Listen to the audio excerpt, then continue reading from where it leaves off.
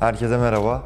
Bugün sosyal medyada sorduğunuz soruları cevaplamak için buradayım. Umuyorum keyifli bir çekim olur. Ben de sizlerin sorduğu sorulara güzel cevaplar vermeye çalışacağım. Başlayalım. İlk sorumuz, öncelikle geçmiş olsun. Darüşşafaka'da oynadığı zamanlar Şeremin Lisesi'nde tanışma fırsatı bulmuştuk. O zamandan beri takip ediyorum ve Beşiktaş'a gelmeyi çok istiyordum. Öncelikle Beşiktaş'ta oynamak nasıl bir duygu? Beşiktaş camiası ona neler kattı? İkinci sorum da bu kadar başarılı basketbolcu olmak için nasıl bir yol izledi?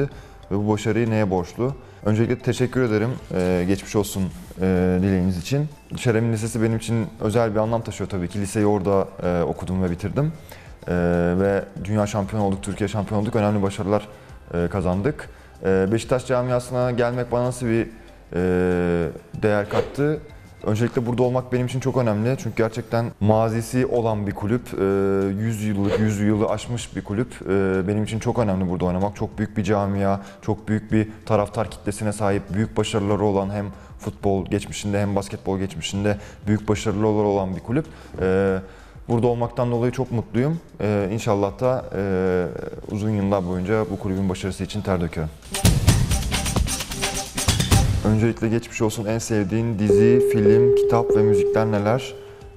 Teşekkür ederim geçmiş olsun için tekrar. En sevdiğim film, Tarantino serilerini çok seviyorum. İzlemesi gerçekten çok keyifli ve heyecanlı. Dizi için son dönemde sakatlığımdan dolayı biraz fazla dizi izleme şansım oldu. Peaky Blinders'ı izledim, çok iyi. Aslında dizi serüvenine başlama sebeplerimizden bir tanesi Prison Break'ti. O da kendim adıma önemli bir yer taşıyor dizi serüvenimde. Yani kitaba gelince çok fazla kitap var. Yani ilk kitap okumaya Oruç Araba ile başlamıştım. Benim için çok sakin, çok anlamlı bir kitabı vardı İle diye. Onu okumuştum, bir arkadaşımın hediyesiydi. Daha sonra bir sürü kitap okudum ama herhalde aralarında Türk yazar olarak Hakan Günday'ı çok beğeniyorum. Biraz yeraltı edebiyatına, yani biraz değil aslında yeraltı edebiyatına yazdığı için çok hoşuma gidiyor. Onun da Kinyas ve Kayra kitabını benim için çok önemli diye söyleyebilirim. En sevdiğim kitaplardan birisi diye adlandırabilirim. Müziğe gelince, ya bu çok göreceli bir şey. Ben her türlü müziği dinlemeyi seviyorum. O an modum nasılsa ona göre dinliyorum. Yani atıyorum maçtan önce biraz daha hareketli bir şeyler dinliyorum yabancıya yakın. Ya da evde daha sakin müzikler dinlemeyi tercih ediyorum. Yani burada bir müzik adı yerine tamamen zevkime ve o anki ruh halime, moduma göre değişiyor müzik zevkim. O yüzden bir isim vermek ya da bir şarkıcı ismi, şarkı ismi vermenin çok doğru olduğunu düşünmüyorum. Türkiye'nin en iyi oyuncusu olma yolunda ilerlerken sakatlanmıştım. Bundan 3-4 sene önceydi herhalde. Bu konu hakkında ne düşünüyorsun? Yani bir dünya şampiyonasına giderken 2014 yılında A milli takımda gerçekten talihsiz bir sakatlık daha yaşamıştım. Aşil tendonum kopmuştu, sağ aşil tendonum. O dönem gerçekten kendimi çok iyi hissediyordum. A milli takımda dünya şampiyonasına gitmek çok istiyordum ve gidebilmek adına da çok büyük bir şansım vardı o takımda. Ama maalesef olmadı. Yani bu sporun içinde olan bir şey sakatlık maalesef. Ben her zaman söylüyorum, bizler bir ipte yürüyen cambaz gibiyiz. Her an, her dakika böyle bir şey başımıza gelebilir. Yani ben iyileştikten sonra tekrar sakatlanma riskim sanki sakatlanmadan önceki kadar var yani maalesef. Bu da bu işin doğasında var artık. Biz bu işi kabullenerek, bu durumu kabullenerek bu sporu yapıyoruz. Güzel tarafları olduğu kadar tabii ki bu tür tatsız tarafları da var. Ama önemli olan buralarda mentor olarak ne kadar güçlü kalabildiğiniz sporcu olarak ve geri dönebilmek için kendinize ne kadar dikkat ettiğiniz, burun sakatlandıktan sonra geri dönmek için belli bir süre, yani süreç içerisinde fizyoterapisi, kontrolleri, güzel tedavileri, güçlendirmeleri, çalışmaları vesaire var. Bunlara dikkat edip bunlarla beraber tekrardan eski formumu yakalamaya gayret ediyorum. O zaman yakalamıştım. Umuyorum şimdi de aynı şey tekrarlayacağım. Bir sonraki soruya geçtik. Takımdaki havayı nasıl değerlendirir? Takımın geneli yeni gelen oyuncular olmasından dolayı neler yapmakta zorlanıyorsunuz? Koç Ivanovic sizden nasıl bir oyun istiyor, nasıl bir oyun hedefliyor? Teşekkürler. Ya, takım içerisindeki hava gerçekten çok keyifli. Arkadaşlık çok iyi. Aslında sezon başından beri böyle.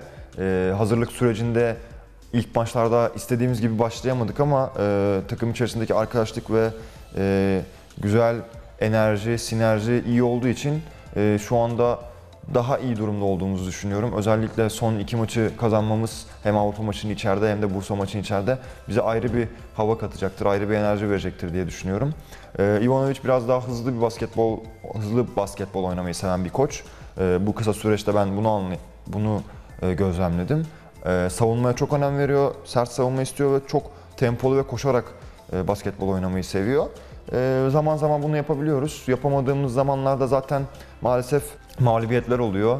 Bu çok açık aslında. Yaptığımız zaman galibiyetlerin gelmesi ve bizim aslında o tarz basketbolda daha uygun bir takım olduğumuzun bir göstergesidir. Yani umuyorum bu 2 maç bize iyi gelir ve ilerleyen maçlarda da bunları sahaya koyar ve galibiyetlerle ayrılırız.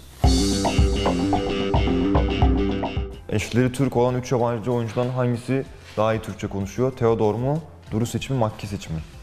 Yani Makkisic ile Theodor arasında gidip gelirim bunda ama biraz daha şak Makkisic diyeceğim. Nerelisin dediğim zaman Sivaslıyım diyor çünkü biraz daha kendini Türkiye'ye yakın hissediyor herhalde. DM'lere bakıyorum, aldığı en ilginç mesaj neydi? Yani mümkün olduğunca DM'lere bakıyorum. Herkese de cevap vermeye çalışıyorum. Elimden geldiğince kibarca ve nazikçe yazılmış her mesaja dönmeye çalışıyorum gerçekten. Bir evlenme teklifi aldım 1-2 kere. O da ilginç değil ama herhalde ciddi değillerdi diye düşünüyorum yani. Son yıllarda savunurken en çok zorlandığı oyuncu kimdi? Euroleague'de Sponlis falan savunurken gerçekten çok zor. Zira De Colo da aynı şekilde. Bir de Bobby Dixon Karşıyaka'da oynarken, Anadolu Efes'le de ben oynarken çok çekişmeli maçlar oynamıştık gerçekten. Türkiye Kupası olsun, işte final serileri olsun. Yani o serilerde Bobby Dixon'da tutmakta gerçekten çok zorlandığımı söyleyebilirim yani. Zaragoza maçı bittiğinde kendini nasıl hissetmişti? Tabii ki çok üzgün hissetmiştim. Yani bu tartışılmaz bir konu. Hiç kimse son topta o faulü yapmak istemez. Ben de asla ve asla o faulü yapmak istemezdim. Ama maalesef dediğim gibi sporun içinde böyle şeyler oluyor.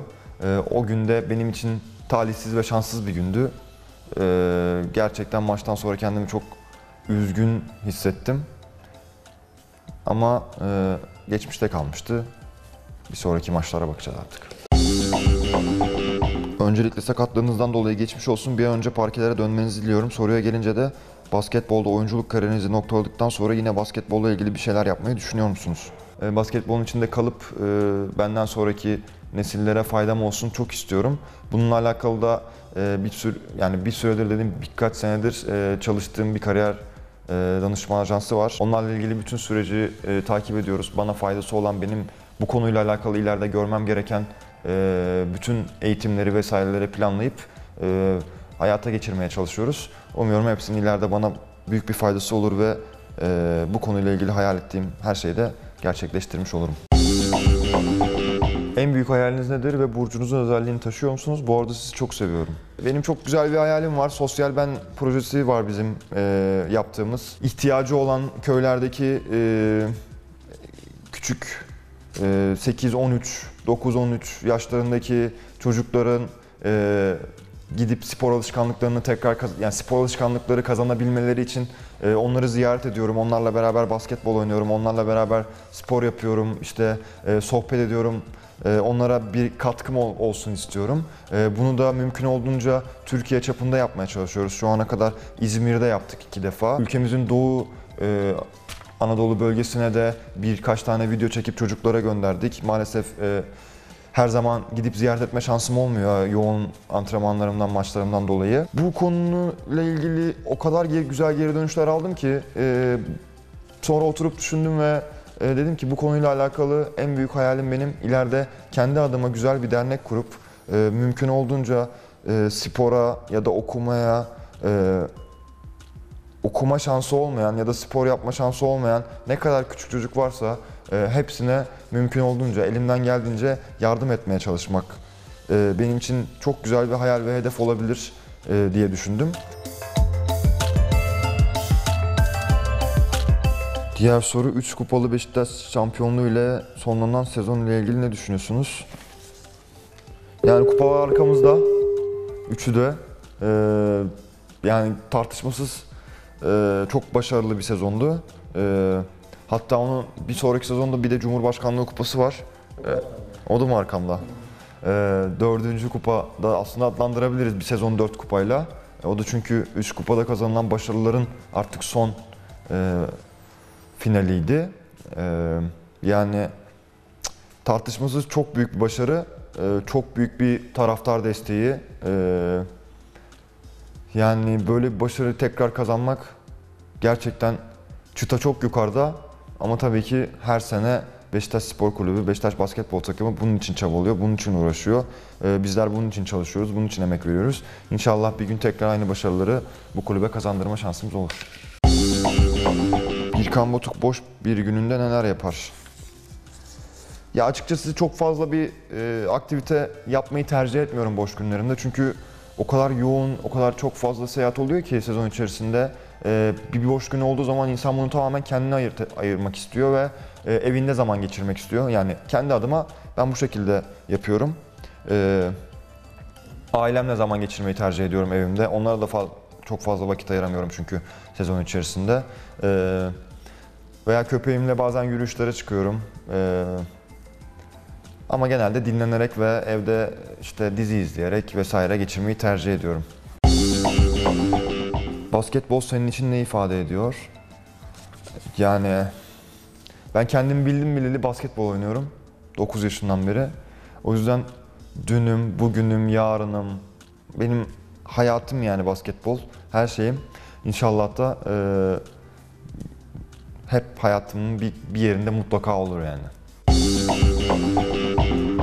Beşiktaş futbol takımında en sevdiği futbolcu kimdir? Necip Uysal diyeceğim çünkü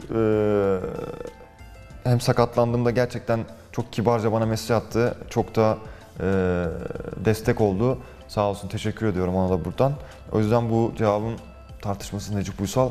Ki zaten tanımasam da muhtemelen kendisinin adını söylerdim. Çünkü kulüp içerisinde herkes tarafından çok sevilen bir oyuncu olduğunu bizim bu basketbol camiasında duydum. Herkes tarafından çok seviliyor ve çok iyi bir insan olduğunu söylüyorlar. Ben de tanıdıktan sonra zaten buna kanaat getirdim. O yüzden bunun sorumun cevabı Necip Uysal. Sayı atmak mı, asist yapmak mı?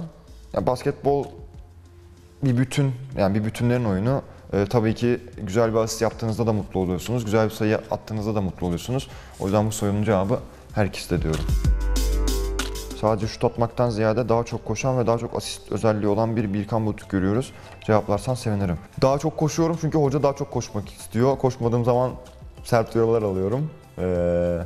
Şut atmanın yanında asist özelliği biraz daha evet, daha çok penetre edip daha çok yardım geldiği zaman daha çok dışarıya asistlere bakmaya çalışıyorum. Bu da koçun benden istediği bir oyun tarzı aslında. Biraz da sezon başında yani daha önceki takımlarda olmadığı kadar fazla pick and roll oynama şansım oldu burada, bu sistemde. Bu da benim daha fazla yaratma şansımı arttırdı. Tabii ki bu tarafta, oyunun bu tarafında geliştirmem gereken çok fazla özellik var. Ama tamamen takımın, yani bu sistemin içerisinde böyle bir rolüm oldu sezon başından beri. Bunu da elimden geldiğince en iyi şekilde yapmaya çalıştım. Yaptığımı da düşünüyorum. İnşallah sakatlıktan sonra daha da iyi olacak. İyileştikten sonra.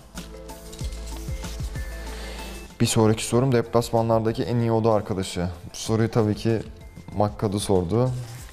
Mac sordu. Biz Mac diyoruz kendisine. Tabii ki kendisini söyleyeceğim çünkü gerçekten inanılmaz bir oda arkadaşı.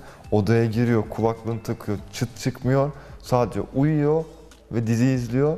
Yani ideal bir oda arkadaşı ya. Keşke bütün sezon onunla kalabilsem. Ama buna ben karar veremiyorum tabii.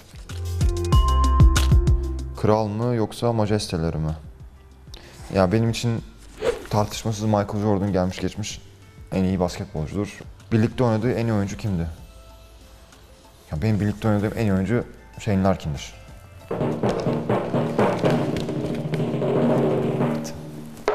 Sorduğunuz sorulara mümkün olduğunca güzel cevaplar vermeye çalıştım.